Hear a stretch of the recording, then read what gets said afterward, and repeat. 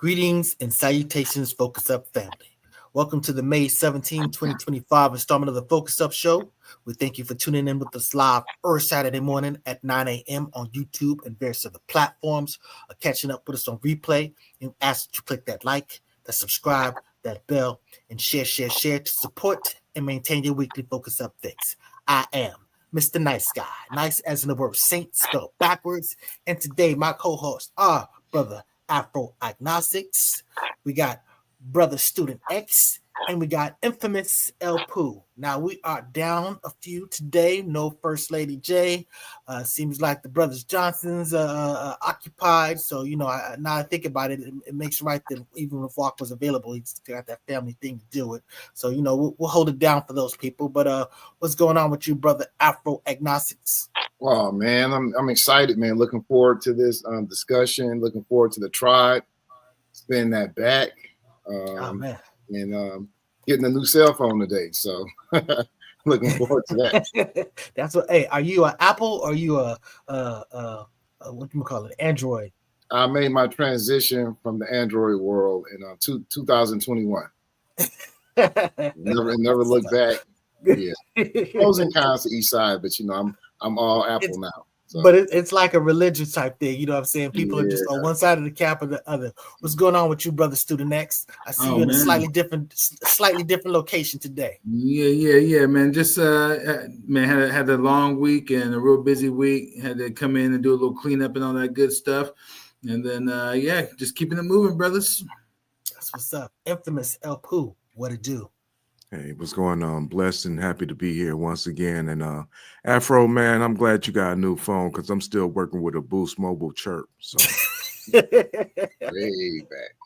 And speaking of spin that back, what we're gonna be talking about later today at 10:30 a.m. Infamous El Poo. Where am I at? Okay, there we go. We're gonna be talking about a tribe called Quest. You gotta say it all. A tribe called Quest. You got to say the whole thing. So that's what's up. So that having been said, let's get on to the get. Let's see. Whoops. First thing up is we're going to talk about Tory Lanez stabbed in prison. Now, I believe he was stabbed 14 times. He was stabbed from the back. I mean, he was both lungs collapsed. Bad situation. I'm glad that the brother is recovering and doing well. He's in pain, but they're saying that he's talking. He's got his wares about him. It's a dangerous place to be, and that's very unfortunate. But that I guess that's how it bees up there on lockdown. That having been said, but that's kind of really not the big story. I mean, the real big story is now that there's all this sort of like dust up saying that there's more evidence that's coming out that maybe he was innocent and shouldn't be in there in the first place. Now, I'm not even about to really entertain that. Let me first start with you, Brother Afro Agnostic. What you got to say about this? Yeah, just a bit of a speculation on it. It was interesting that the guy identified as the stabber has a Spanish name. And it's kind of presumed to be of Mexican or Latino descent, because I couldn't see any brothers stabbing him up because he got the bag. You know what I'm saying? Like, there's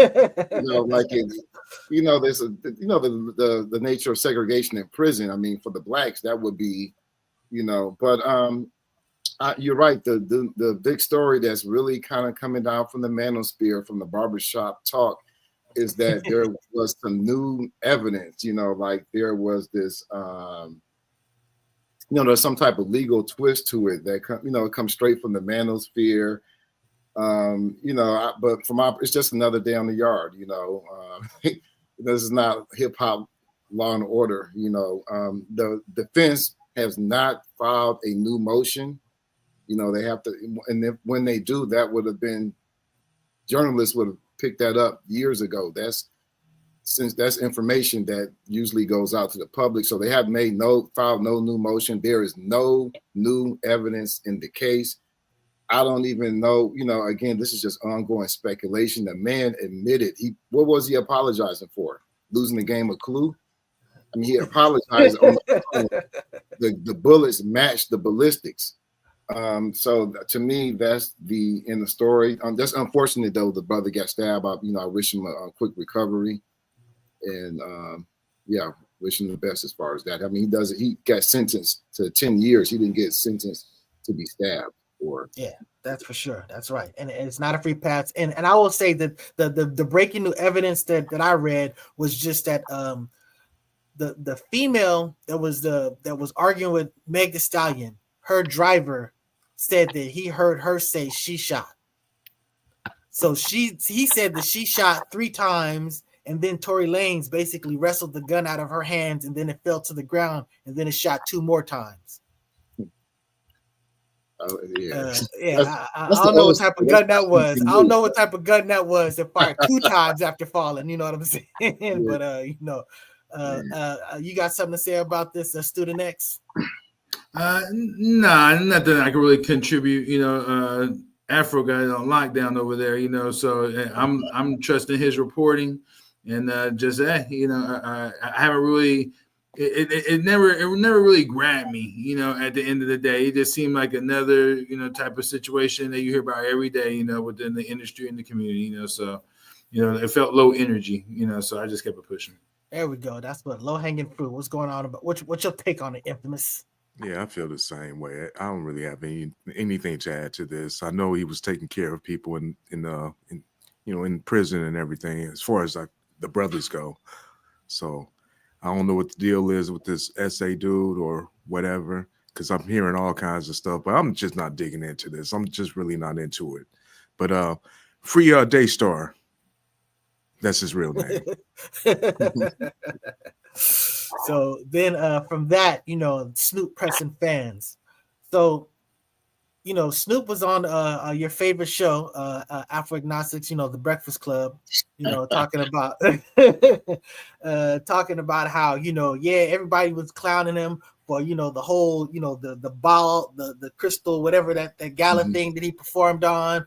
And he was saying that people were calling him out on Instagram, calling him a sellout, and that he would literally go in their DMs and post a video banging on him like, what's up, and all this other stuff. So he's pressing fans, he not standing for that. He not from the Republican Party, he not from the Democratic Party, he from the gangster party. And so he just sitting there banging on fans over stuff that he said. I mean, how you being upset with his video, sitting there breaking down how someone's Uncle Tom and all this other stuff, and then you kind of do what you do. It was really about keep the same energy. It wasn't about calling out. It wasn't about canceling Snoop or anything. Snoop was still Unc, the legend, all this other stuff. You know what I'm saying? He's still a national treasure. But you got to fall on the sword on that one. What you got to say about that, brother Afro Agnostics? I mean, it's kind of like that old saying, you got hoisted by your own petard. I mean, I like the Kodak Black energy. Kodak Black did a song with Tekashi 6ix9ine, who is, recognized as a snitch in hip hop. Poster boy. Yeah, he had the poster boy for snitching, and he was pressed. Why would you do that? I did it for the money. I think he's standing on business. He came explicitly. I got $1 million for it. What? And it's the same thing with Snoop, except he's trying to disguise himself and doesn't want to admit, saying he loves everybody. The haters go hate me. Address the issue. No one is calling you a sellout but you, by your own standards.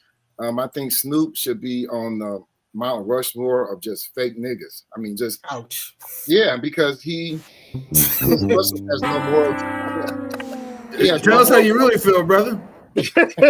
I mean, look, this dude made a gospel. He exploited his mother's death to make a gospel album.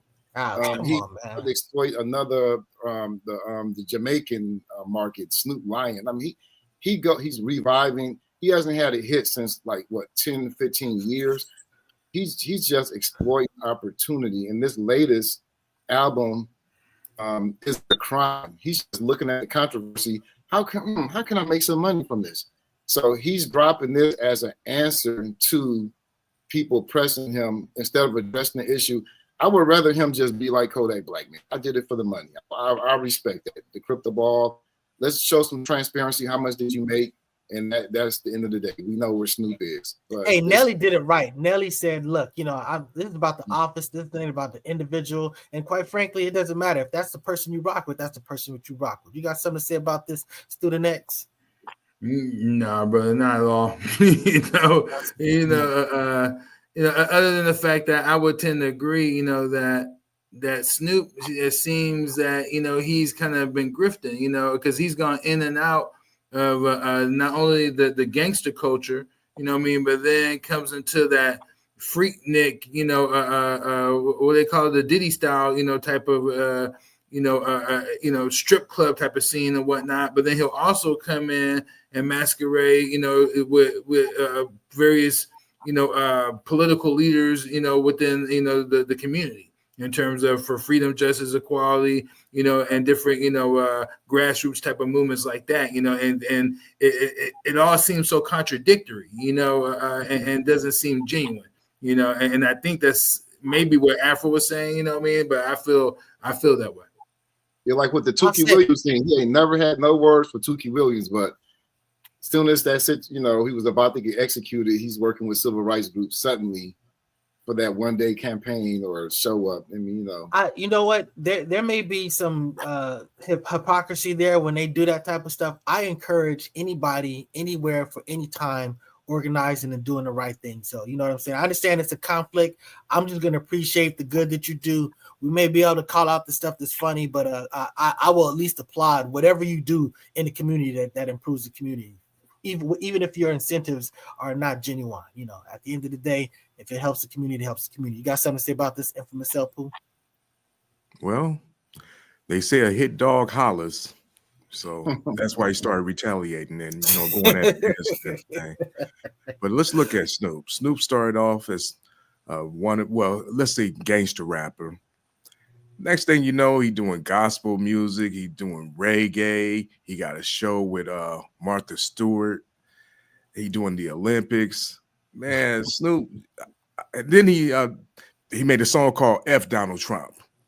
And then he's gonna go up here and do this political whatever type of fun. I forgot about that. The crypto. I didn't even know he did that. I didn't even know he did that. I didn't even know that either. Yeah, he did. He did a song called F Donald Trump back in like 16, somewhere around up in there. Anyway, man, like Afro, you said it best. He belongs on the Mount Rushmore of fake niggas. Ouch. Straight up. That's what it is.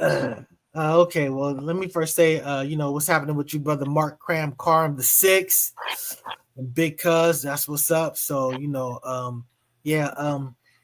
having been said, let's get to something a little bit more positive, a little more substantive.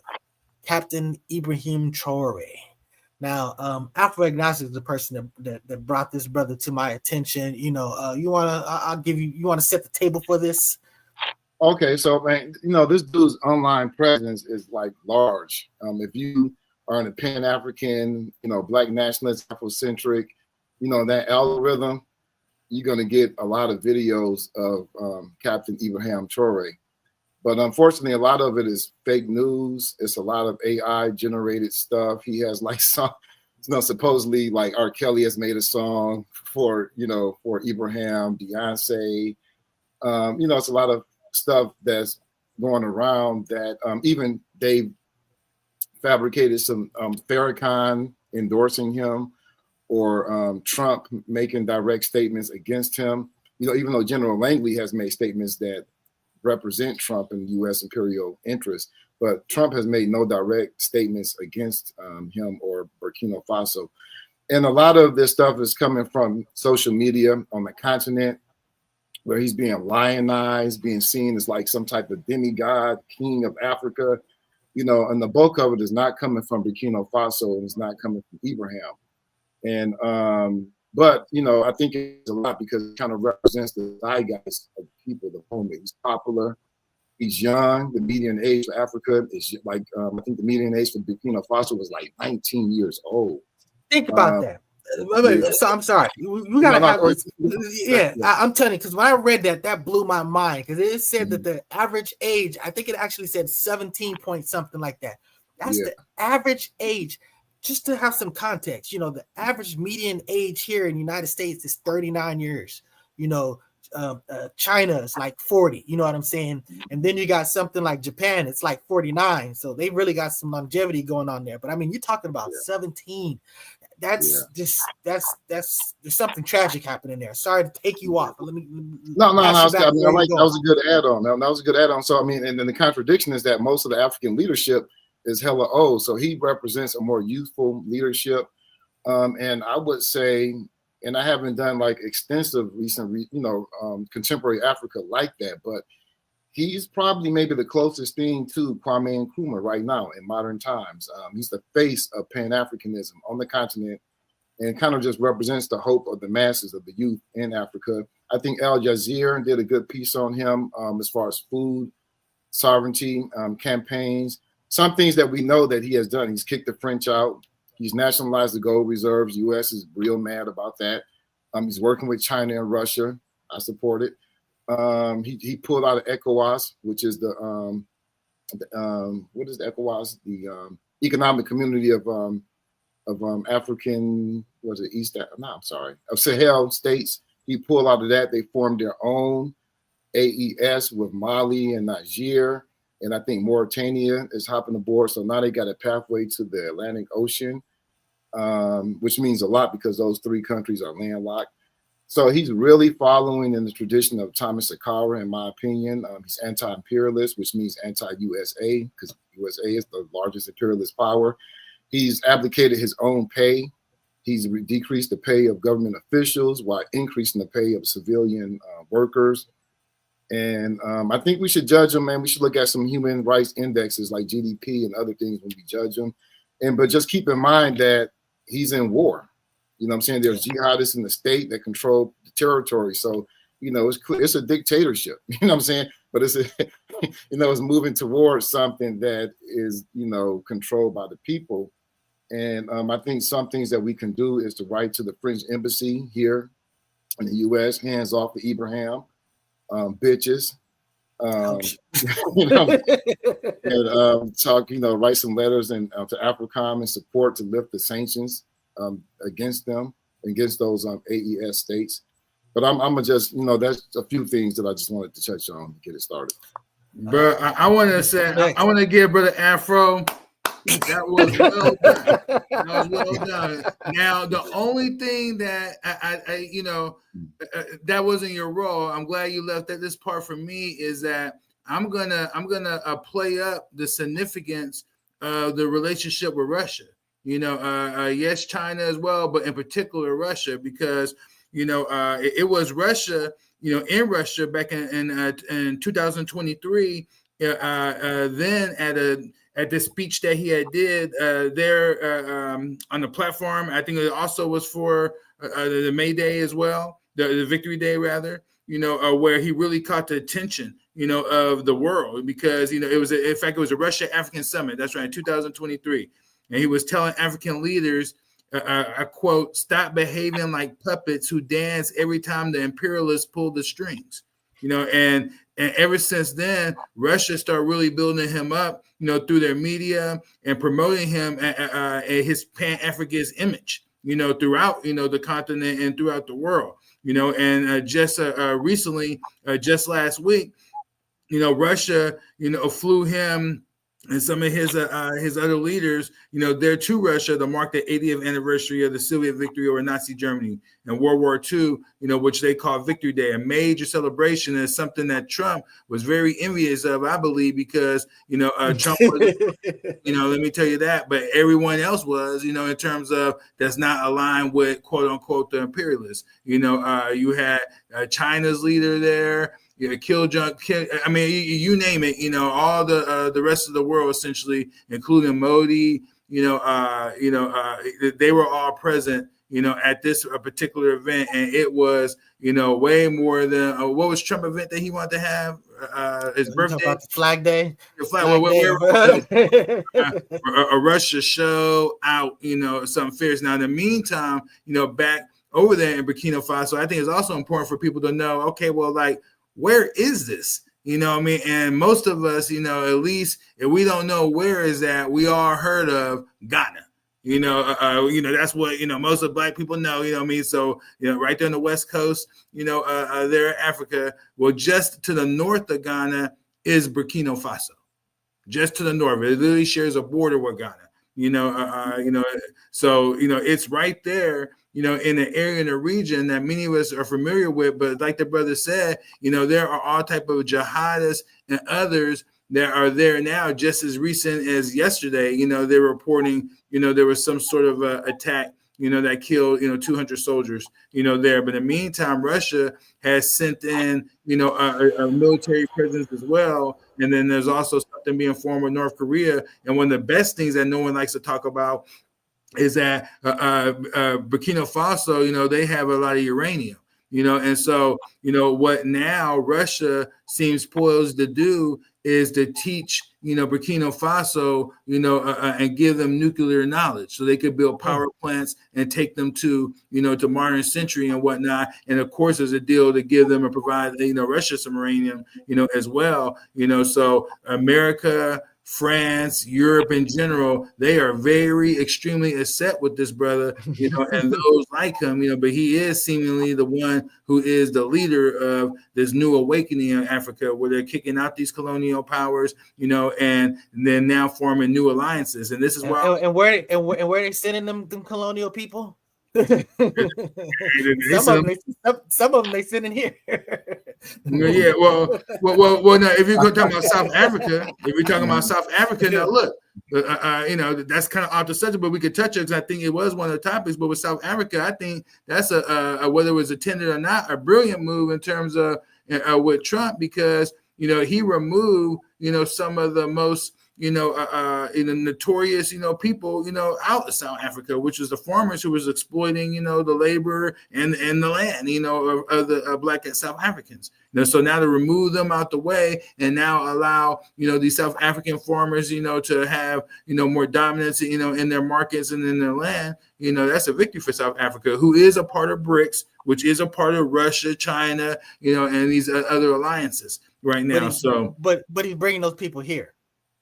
He did bring those people here. He did bring those people here, and to me, I mean, hell, what Trump sees is that there is going to be more of a focus on bringing back family farms, and because if you put someone like RFK, which I disagree with him on a lot of things, but we put him in that particular post in terms of dealing with the health and welfare of the American people. He knows that in terms of food security, that we need to pull the majority of our food, within like 100-mile radius of where we live.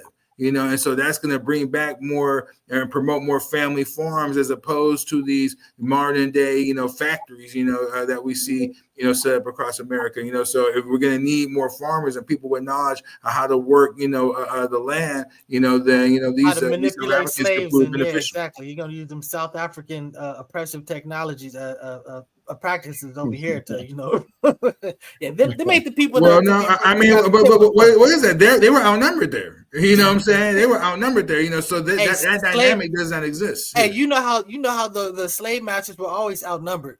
Outnumbering it wasn't the issue. But I will say that I do respect the fact that that whole movement with the Captain Ibrahim, Traoré, they were talking about how Africa has so many resources, so many natural resources that these other imperial powers are just basically dominating, control. So they're sort of like taking over, making basically this mine. This is going to be the country's mine. This no longer belongs to this privateer or this whatever this foreign interest. And they're at least saying that if you're going to extract something, you at least got to pay some percentage. So the bottom line, and is the bottom line is you're taking resources from this place. You need to be basically at least taking care of this place after a fashion if you're going to be pulling something out. But I definitely respect that, and I'm glad that both of y'all came with some great information on that. You know what? Hey, Infamous El Poo, let's hold up on the break a little bit because I know we only got Student X here for a little bit of time. Let's go right into the big show to talk about the Diddy trial that we call the FRICO. It's a RICO with an F. I understand what what we're talking about. So very clever. We're looking with that. Props. I didn't get the right now. So it's a RICO case, but we put an F on it to make it a FRICO. So he kind of caught a FRICO case. And, you know, that's like grown people business. You know, like some of the stuff that he's talking about, you know, if that's what adults want to do, that's what adults want to do. But there's a lot of stuff that happened on there that's beyond just a grown folk business. You know, when you're talking about paying prostitutes from one place and bringing them to another place. First of all, prostitution is illegal pretty much everywhere except for a little ranch, you know, in Vegas. So the bottom line is you transport people. Now you're doing human trafficking, sex trafficking. That's what that's going to be about. If you have an enterprise, an operation that's ongoing, that you're, you know, formulating all this stuff, now you have the basis of this RICO situation. So you had the prostitution on the one hand, but you also had the sort of like forced compliance. Now, I know some people are going to argue that, you know, Cassie saw the text, that she was like, you know, she was with it after a fashion, or at least that she stayed. But we understand that victims stay for the craziest of reasons, but they stay. You're talking about she sent text to him that said all that stuff. I'm pretty sure she sent him and gave him something that, you know, she felt that he wanted to read. I'm not saying that she didn't derive something out of this, but that still doesn't take away the fact that, you know, you saw her beaten up, you saw her pressured. You know, there's more than enough evidence that the bottom line is that, you know, he was the person calling the shots. He was Nino Brown, and he can't just be sitting there trying to flip it on Christopher Williams now that he's in jail. The bottom line is, you know, Diddy's gonna have to deal with the situation that he controlled, that he financed, that he organized, that he reaped benefits from, and we'll see how it plays out. You know, so, you know, Afro-agnostics, what you got to say about this? Yeah, I mean, I agree. I think much of the media discourse, especially coming from the manosphere, is focused on kink shaming and you know, homophobia. You know, the baby oil. That you know, it's kind of like I see a similar pattern with the R. Kelly case. It was about him urinating on the girl. That wasn't, you know, that's a fetish, and that's people's business. I think it's a lot of like cultural sex and gender policing. People want to, you know, even within heterosexual relations, people want to, you can only have sex this way. You can only do this, only do that, which is not the, you know, Diddy is facing serious federal charges, you know, as you mentioned, you know, the sex trafficking and violence and coercion with things without consent. That's the essence of it, not the actual, you know, sexual acts that they engaged in. Is whether they did that under coercion or was that done under consent and so forth. So I think, and I think it's, you know, as far as like the, you know, the lack of sympathy and empathy for Cassie, I think it speaks volumes as far as the manosphere. I mean, he met her when she was 19. 19. He was 17 years older than her. 17 years older. You know, it's a Shannon Sharp thing. I mean, he's a mogul. He has, like as Trump would say, he has the cards. He has all the cards and everything in his favor. And, you know, a lot of the folks, you know, we like that. We and I'm including myself. I'm not separating myself. We like that. We like to be able to control. We want someone to be dependent upon us. And I think that's the nature of the relationship with him and Cassie. He, you know, but she wasn't going to stay young forever. But and that's what we're seeing right now. Student next. What's your take on this, my brother? Yeah, and the main take I want to take is that I know a lot of us are focused on, you know, on Diddy himself, but man, I sent you guys, and I you know, I don't know if you guys, you know, got a chance to really look at it, but I put you guys up on an article by this wonderful investigative journalist. Her name is Whitney Webb. She's known to be on her website, Unlimited Hangout, and she put out this. It was damn near a book, you know, but she put out this article. It was called "One Label Under Blackmail: The Early Intersections of Diddy and the Epstein Network." And you can't even, I don't feel like you even really get into the true essence of this whole Diddy case without understanding that when you look upon closer examination of Sean Combs, you know, just like Epstein, he was operating on behalf of a larger network that he did not ultimately control. Instead, it arguably controlled him. You know, and this is what Whitney Webb brings to our attention, you know, through making these connections, man. She goes into this deep dive where it shows the connections, with MCA and Arista Records, the different, people like Uptown Andres Harrell, who first broke Trump. in. Did she mention Trump? Yeah, absolutely, bro. She has covered, Trump's ties to, all of these individuals. And honestly, as I start looking at, at this thing, even deeper, bro, I almost feel like Trump was an informant, a straight informant, based on all the people that he was around and how now a lot of them are coming underneath investigations and whatnot. And Trump president. But it goes deep. But without reading the article, it's hard to really really break it down. I mean, she gets into where like Patash, the U.S. assistant attorney, who later claimed on Levy's jazz label Roulette Records, boosted this relationship with Wins, which was this. Wins Free, the most popular DJ in the country in the 50s back then. They were, and when you start looking at this, but the ties between, the mafia, organized crime, these Jewish mafia, but it gets crazy. It gets crazy. Like literally the first financier, behind the first hip hop record label, Sugar Hill, was tied to the Genovese crime family. Out there in New York, and all these ties, it all comes back to Diddy. So again, the main thing I want to bring people's attention to is that, that Sean Combs, bro, he is a small fish in something way bigger. Also, what's not talked about enough is how through this relationship, the whole focus was for Sean Combs and others to start introducing this criminality, into hip hop. With the whole focus of driving and increasing the profits, of the private prisons, and ultimately hurting and destroying the Black community. These are Jewish and Italian mafia, and organized crime families that was behind this, rather than. And when you start looking at and go deeper than that, then when you look at the ties to the CIA and what Trump would call the deep state, bro, this thing goes way deeper than Sean Combs, bro. You got to start talking about companies like Walmart, Microsoft, all benefiting in these other multinational corporations that it was ultimately benefiting from inmate labor, and prison labor. But this thing, like I said, is way bigger than Sean Combs. And I would invite everyone to go read that article and look how deep these ties and connections go. And then you're going to see this whole trial from a whole different, completely different perspective. So when you say this thing, though, real quick, are you referring to sex trafficking?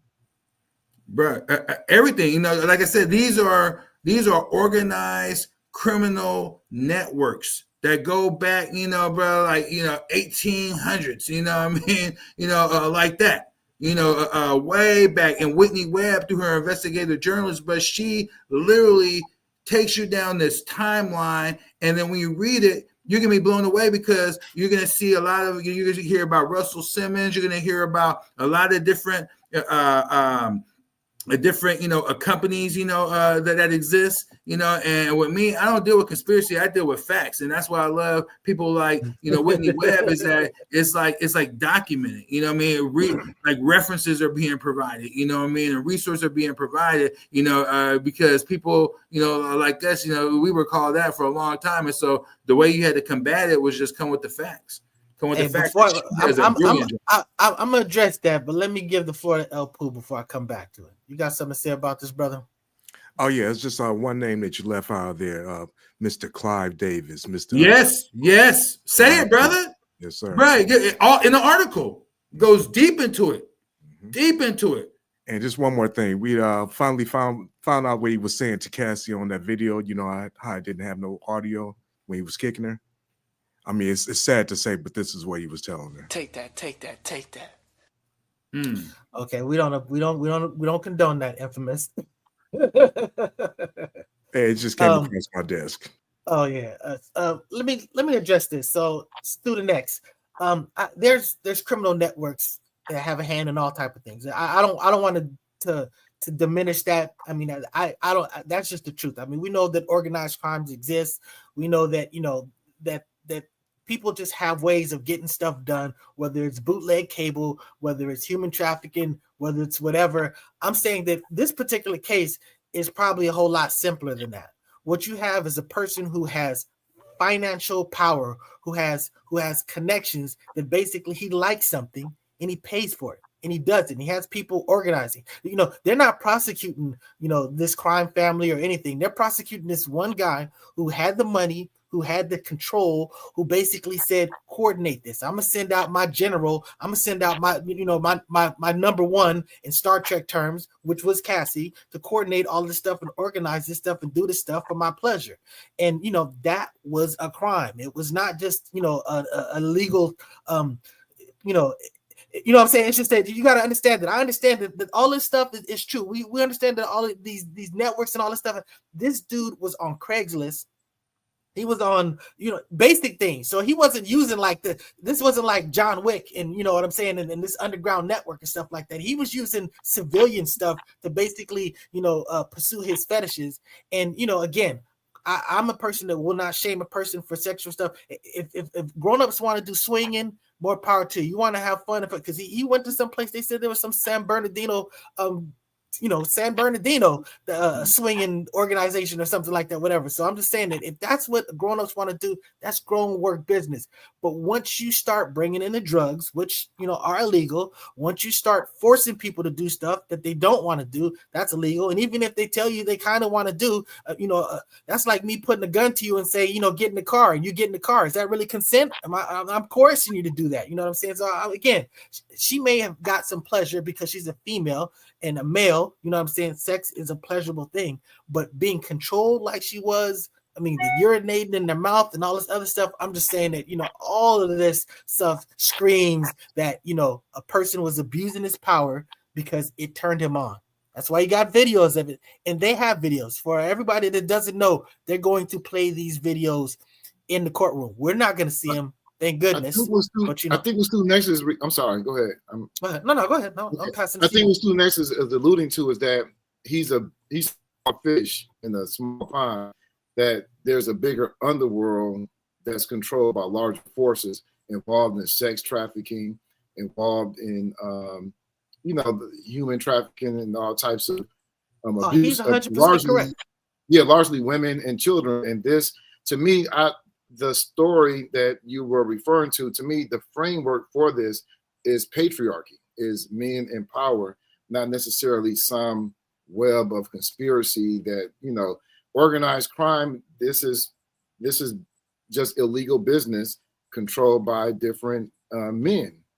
Different ethnic groups have their own space, so to speak. You have the Italians, you have blacks, you have, of course, Irish and Italian have larger Chinese, legal Japanese, and illegal businesses than black people and Latinos and so forth.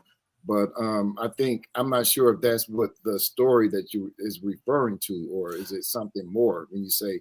I'll say this.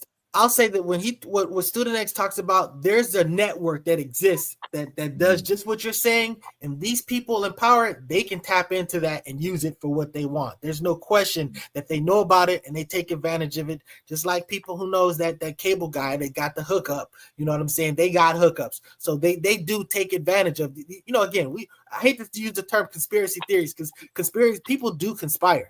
This stuff really does happen. People in power make decisions and things happen because of the strings that they pull. So I'm not brushing that under the rug. I'm just saying the Student X, none of that stuff is on trial. What's on trial is that this dude with power is basically, to satisfy his home thing, you know what I'm saying? That, he was abusing people and the others, and he was doing something that is wildly illegal.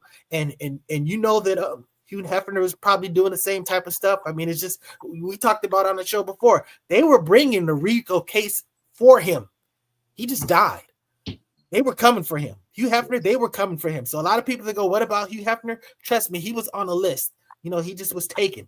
That's what's up with that. Yeah, so, and I think, I'm not going to disagree with a lot of what you all, were saying, in terms of what the trial is about. I understand that. But what I'm saying is that, while a lot of people are distracted and or entertained by what they're witnessing and watching with the trial, I'm saying, bruh, that's not even the real story. The real story, if you want to see what's even more deeper and more entertaining, if you will, in terms of knowledge, you got to look at, okay, well, who were the buyer brokers? Who were pulling the strings of P. Diddy? That is where the real story goes. And then what I'm saying is that this article that Whitney wrote, she takes you down that path and is way more entertaining, way more, fun, if you will, to see what really is going on. At the end of the day, and not just being distracted by the sensationalism of these stars that they put out in front of us. It's distractions. That's not the real story. The story is behind the scenes. Go look at that.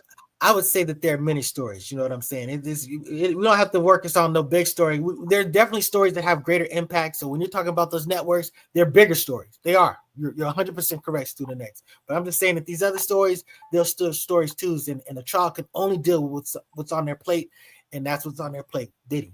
So, you got anything else to say about this before you want to take us to the break, brother? Infamous.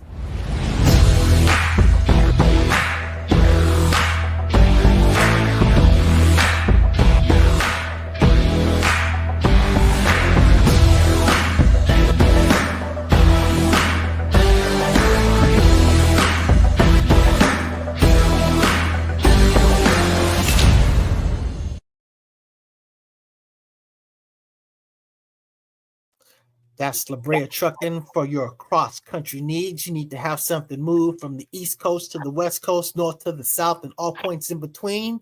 Holla at La Brea Trucking, one of our Focus Up founding members. So that's what's up. Shout out to La Brea Trucking.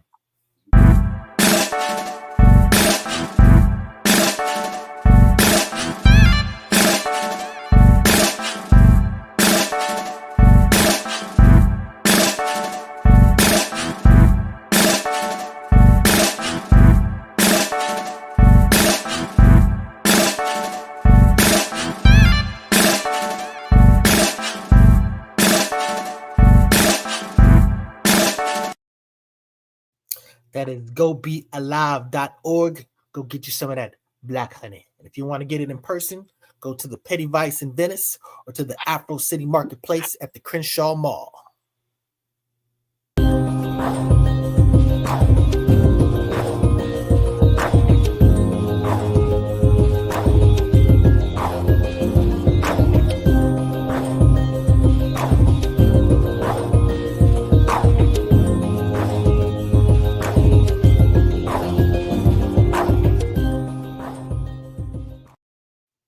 Score Bar Lounge and Grill in Sacramento. Boy, that made me a little bit hungry looking at this. That's my first time really paying attention to the food, but and the drinks is always good. So yeah, you go to Sacramento, play the video, you'll see get the information, check it out. Sports, black owned social entertainment. That's what's up.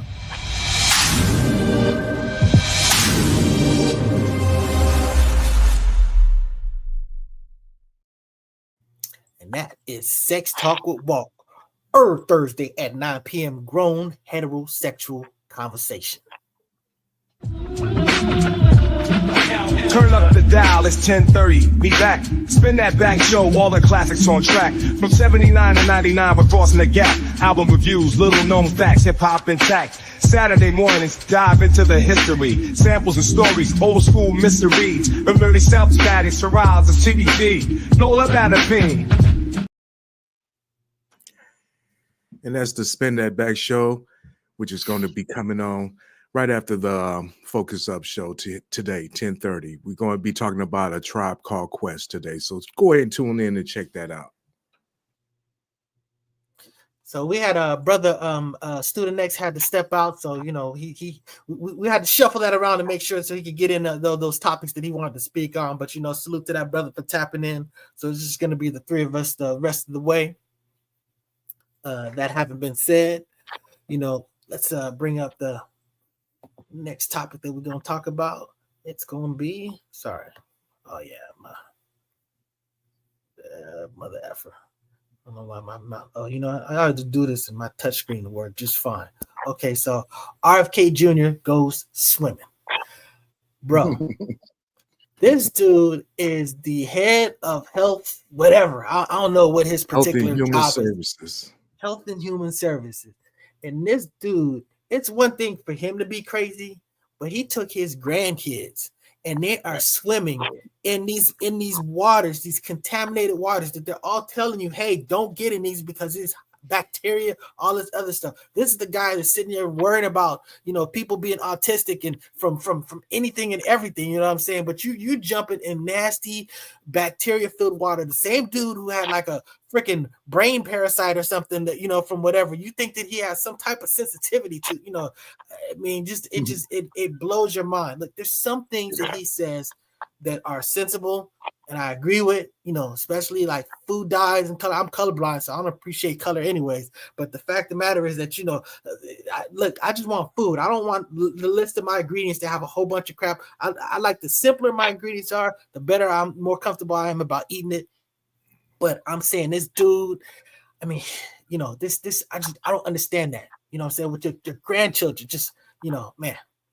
You got something to say about this, brother? I feel like not saying. Quack. He's a quack, man. But I actually did a little cursory research. So apparently, he did this as a form of to bring attention to environmental issues, to the pollution of bodies of water or to the environment in general.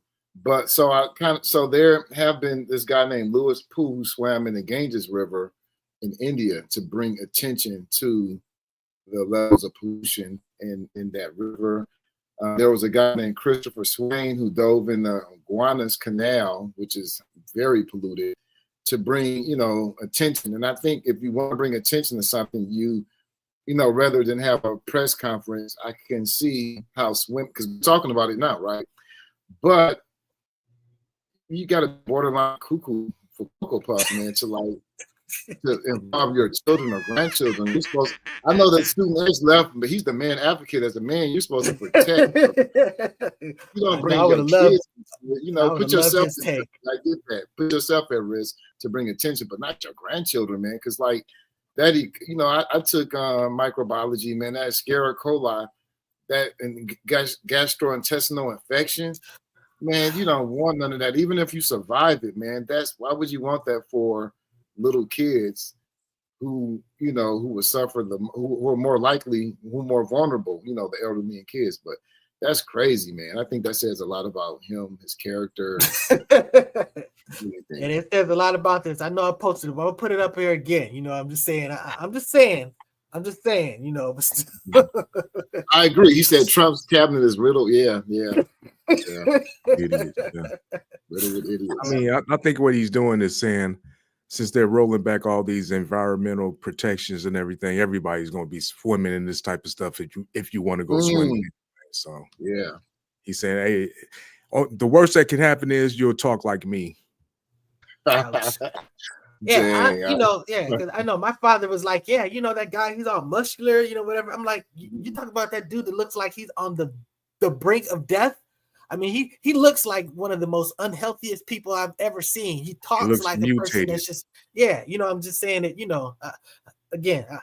But bodily wise, though, he does look. I mean, when I saw, I was somewhat impressed. A 70-year-old man, is not his face, the neck down. His physique, like in contrast with like Trump, the normal. I've seen that too. I'll give him that. You know what I'm saying? But the dude, he looked like he's I ain't gonna say that. I'm checked out. But anyway. So again, like I said, there's no way that I'd be putting grandchildren in that type of stuff, and that was a violation. To me, it's crazy, like putting the Linda McMahon in the head of education, and she's talking about A1. You know what I'm saying? It's just like, A1, like, there's no way that no one would look at AI and call it A1. The only reason why you're saying A1 is because you don't even know what it was. You know what I'm saying? And this is the person that you put on in control. I'm just saying it, and Brother Youssef, shout out to Brother Youssef. He's the one. I wish I could. Hey, Brother Youssef, please send me this video again. I don't know what I did with it, but he had a video because I was complaining. I said, look, Trump never admits that he's done wrong, and that's probably one of my biggest gripes with him. You know what I'm saying? I need to deal with a person that can make a mistake and pivot and do something right. You know what I'm saying? It's because we're gonna make mistakes. That's just life. He had a video where Robert FK Jr. was sitting there talking about, hey, when Trump was recruiting me, he told me, like, look, I didn't know what I was doing the first time around. I didn't even expect I was even going to be elected. And I hired a bunch of people that weren't good hires. So now I'm going to be, this second time around, I'm going to be on top of it. I'm going to handle it. And to me, I thought, like, wow, he should have said that to us. But instead of just like, I'm the best, and everything I did was perfect, and there's no one that's ever done anything like I've done, and I'm just the greatest. You know what I'm saying? These are completely different, What good is that behind closed doors, man? Exactly. The purpose of, manning up and womaning up is to admit and acknowledge publicly, openly, to be transparent about your mistakes. If you're not transparent, everybody probably admits it to themselves behind closed doors, man. That's of no value.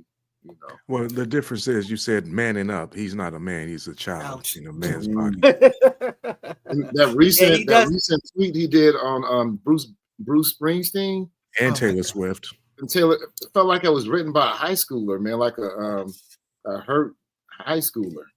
He does. They've analyzed it. His speaking, his talking. I forgot what grade it is. It's on the third grade level. Yeah, it's third grade level. You know what I'm saying? And I mean, that's tough, man. That's tough. If you rock with his politics, I get that. You can be a rational person and support a lot of his politics. I don't want to take away from the rest of the human beings, but what you can't do is sit here and saying that this dude is presidential, that he's like, conducts himself like something to be modeled as far as just a person. That's not what he is. That's not what he is. It's not commendable. If your child acted like that to a teacher, you probably, in our day, you would have spanked the crap out of him. Now you give him punishment or whatever. But I'm just saying it. But look at the base that resonates with him. They are on the same level. That's what I'm saying. The homeboy brought up, he said he loves the uneducated. They are the most loyal. These are people who wouldn't qualify to be in the military because they're. Let me tell you this: it's always going to be at least 30% of people always going to follow him, because it's just like when God kicked Satan out of heaven and a third of the angels went to. Same difference. So have that, on both sides you have uneducated, but to have that as your base, though, that's his base. That's a dangerous thing. And that's the key. I'm glad you brought that up. This ain't about crapping on Republicans. Look, neither of us, as far as I know, none of us are Republicans or Democrats. You know what I'm saying? You're gonna have responsible, intelligent people in whatever camps, but some people lean into it, and quite frankly, the MAGA camp leans into just absolute hypocrisy, ridiculousness. You got that video where Marjorie Greene Taylor is sitting there talking about, oh, here's this guy and he's giving the middle finger and blah blah blah, and they're like, what you cropped it. He's not giving the middle finger. You literally just cropped off the rest of his fingers. And she's like, order.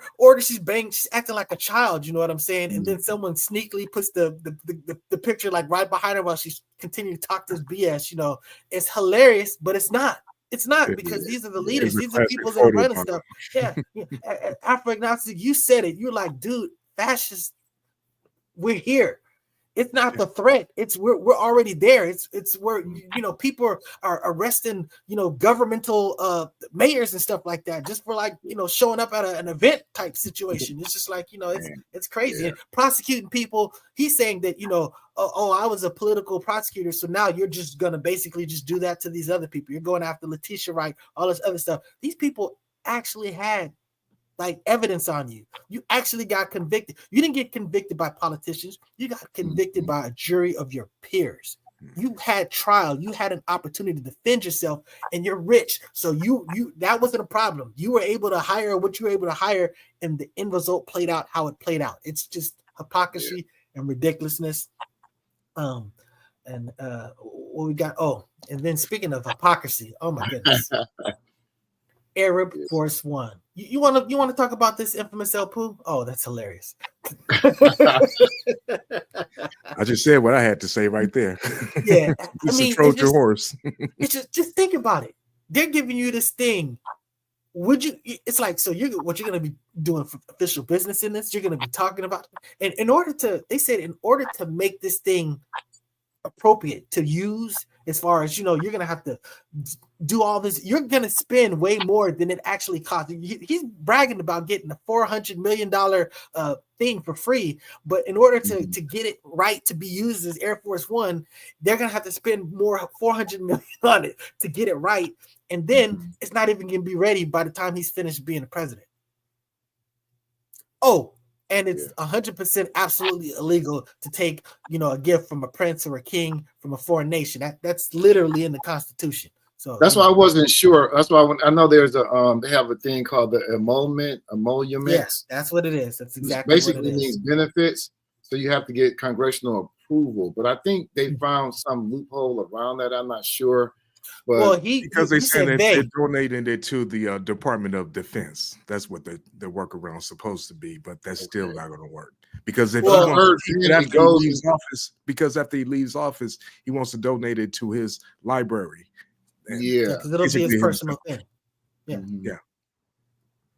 And I think the presidential, the shady deals, the things that normally go, they take place behind closed doors, like he's saying the loud part, he's saying the what they call it, what they say, the silent part out loud now. Like the corruption is just on that level to where it's so explicit and open with it. And he's over there now.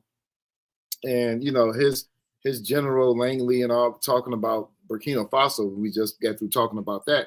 But you're over there with like absolute monarchists, like the Saudi Arabia, the Bahrain, Oman, UAE. Man, they got kings and queens. Like there is no pretense of democracy. It's bloodline, it's heredity, But how can you respond with a foreign policy that's detrimental to that country when they gave you a $400 million?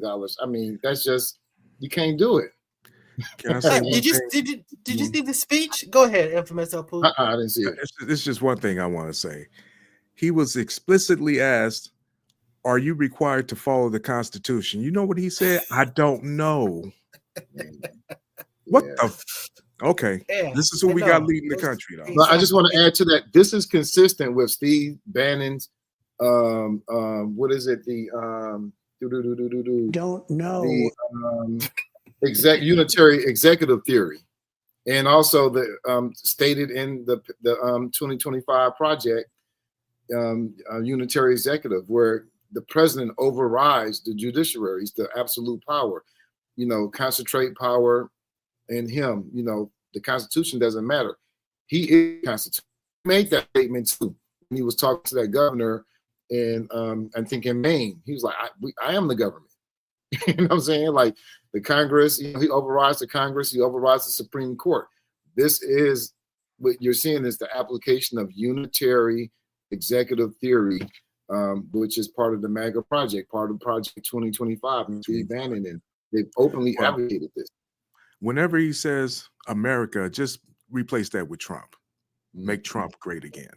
And I will say, if you can find the video where he's sitting there talking to the Qatar people that are giving him the plane, I'm just telling you, he's the dude that's on record showing him pushing his way in front of diplomats to show a power of strength like that. That dude was hat in his hand, almost like sniveling. Like, I mean, I'm just saying that to me, I respected it because I thought, like, wow, so he does have the ability to code switch when he needs to survive. You know what I'm saying? So to me, it wasn't never. I don't mean it like a takedown of him, but I'm just saying that he was basically, Walt doesn't like it, and Floyd X doesn't like it when I say it, but he was ball washing, and that's exactly what it does. And it just was just showing it's a crazy speech to observe. But and these are the people that literally had a contract on his head, not too long ago. But we got a little bit of time, but let's talk about, since we're talking about this hypocrisy. and we did kind of touch upon this whole South African refugee thing. It's just the notion that he feels sorry about what they're experiencing in another country, so he's allowing them to come here, which is literally the premise for every immigration sect that's trying to get in here. Literally, that's the whole reason why they're coming here, because of what was going on where they were is not the cool, and they're trying to come here to be a part. And they're literally in refugee camps, like this place, other areas, or this, or even this place within their own country, living in actual camps. These people have homes. You know what I'm saying? These are privileged white people. I mean, and the fact that he described it as white genocide, I think this is just another of the many examples of the racism that some people, the 13%, the Black MAGA, tried to deny. I mean, he totally omitted any wrongdoing of Israel in Gaza. He never described such as genocide. In fact, he made a video of him and Netanyahu on the Gaza that he plans to build the Trump Plaza Gaza, that he wants to, what do you call it? Kind of like a Mar-a-Lago. I can't remember the name, but just no empathy, no sympathy, no support, no acknowledgement of genocide for the Gazian population there. But he builds this gold monument, or he made a video, AI video of a gold Trump statue in place of the new Gaza.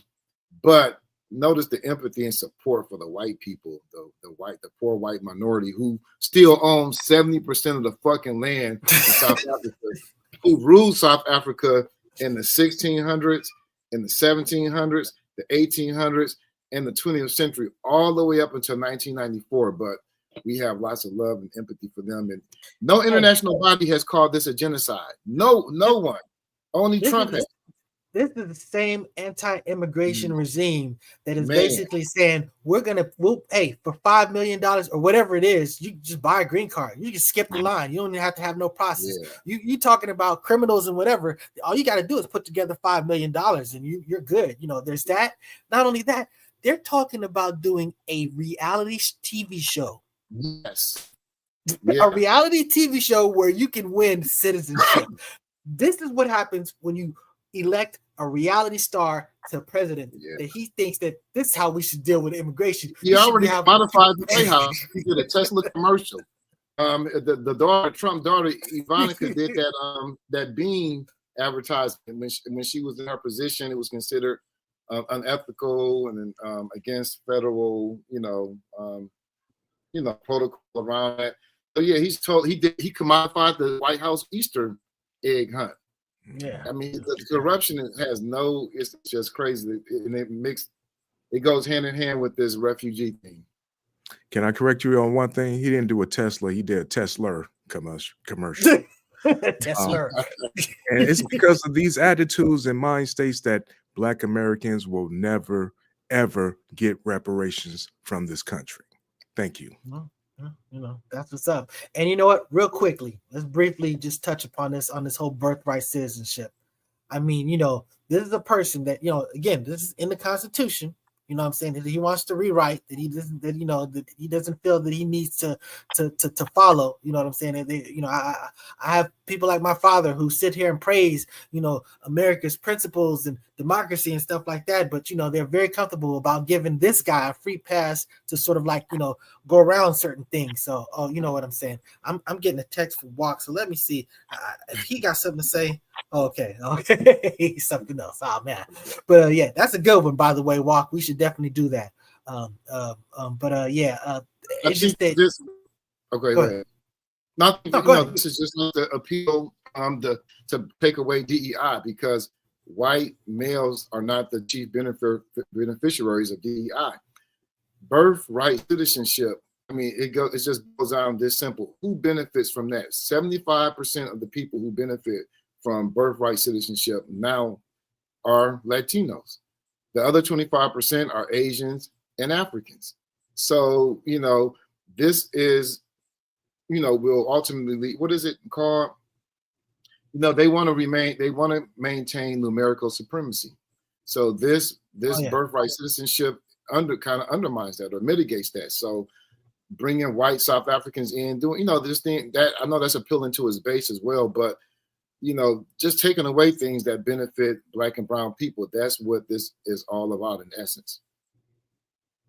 So, El Pooh, you got something to say in closing?